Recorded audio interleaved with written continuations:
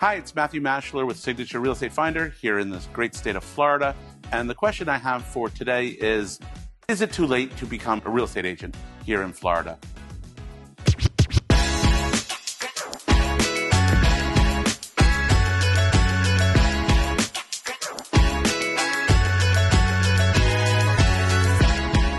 You know, a lot of people think it's too late. I don't think it's ever too late. I always say the best time to plant a tree was 10 years ago. The second best time, right now. Now, the interesting thing about real estate agents in Florida, there are over 225,000 real estate agents, licensed real estate agents in the state of Florida. That's more than any other state in the country. That's more than California. California only has 205,000 real estate agents. You may think that with that many real estate agents, it's too late to join because there's so many, but it's not because of all the new rules that took effect in the summer of 2024, a lot of real estate agents, they're not going to be able to adjust. They're not going to be able to accept the new rules or accept the new way of doing things. And you have to relearn what it means to be a buyer's agent. So if you're a new agent starting now and you never learned the old way, you'll be fine and you'll do much, much better than people that are struggling with all the new ways of doing things and all the new forms that are involved. So I think right now is a perfect time to get your real estate license, or if you've had your real estate license but you really haven't done anything with it, I think now is the perfect time to start, because you can start fresh with the new rules and not even look back at all the changes. The last time there was a major change in the real estate industry in Florida was in the late 90s. And a lot of real estate agents left the business. They couldn't adapt to the new ways that being a real estate agent, all the new licensing laws and all the new regulations were involved. There were a lot of changes made in the summer of 2024 to how real estate agents have to operate and conduct themselves. One of the biggest is that the listing agent can no longer display the amount of compensation offered to the buyer's agent in the multiple listing service.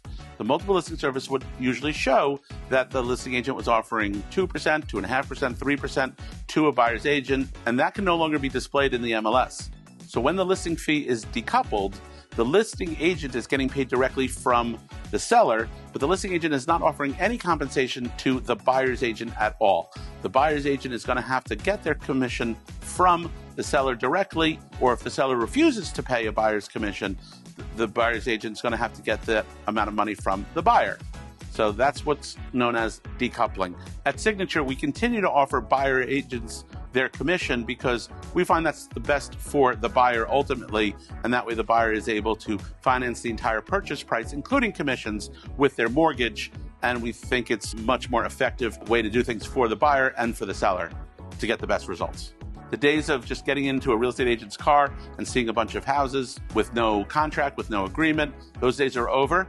A buyer's agent is not allowed to show a potential buyer any houses unless they have a written buyer's agency agreement before the showing.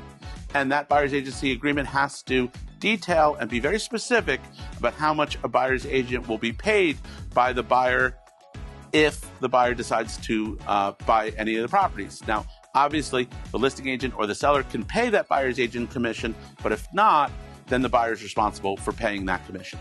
And then after the buyer's agent gets a signed agreement with their customer, then the hardest thing for the buyer's agent is going to be calling the listing agent and finding out what, if any, compensation is being offered on that property and by who. Is it being offered from the broker or is it being offered from the seller?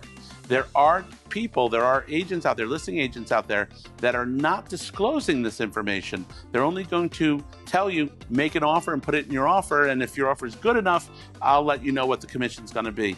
So I don't like when the listing agent tries to play games with the commission, because even if I bring a lowball offer, ultimately the goal is to get a signed contract, to get a deal done together, and that's what we're paid for, and that's what we should be doing.